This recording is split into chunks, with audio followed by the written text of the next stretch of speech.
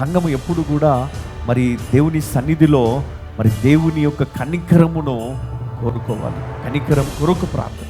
నిజంగా అప్పుడు ప్రతి కుటుంబము విడుదల పొందుతుంది, ప్రతి కుటుంబము ఆ శాపము నుండి, ఆ కాడి నుండి, ఆ అపవాది చెరల నుండి విడుదల పొందుతారు.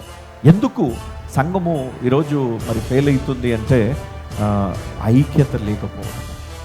అందరు కలిసి సంఘానికి వచ్చేది ఎందుకంటే అందరు కలిసి దేవుణ్ణి ఆరాధించాలి, అందరూ కలిసి ఏక మనస్సుతో అందరూ కలిసి దేవుణ్ణి ఘనపరచాలి. ఇక్కడ మనం వచ్చినప్పుడు ఏమవుతుందంటే మనమంతా కూడా క్రీస్తు శరీరముగా, మనము ఒకే శరీరముగా మనం ఇక్కడ ఉంటాం మనం.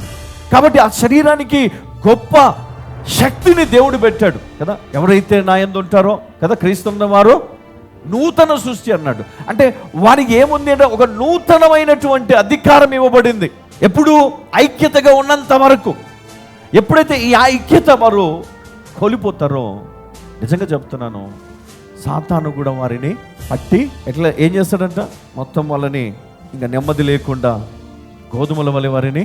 అందుకే మనకు ఒక ఆధారం ఉంది ఏంటంటే సంఘం, ఆయన శరీరం. అందుకనే మనము ప్రభు బల్లలో పాలు పొందుతూ ఉంటాం.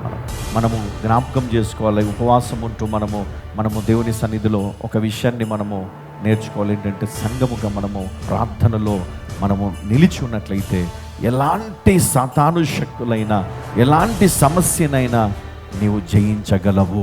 హల్లెలూయా.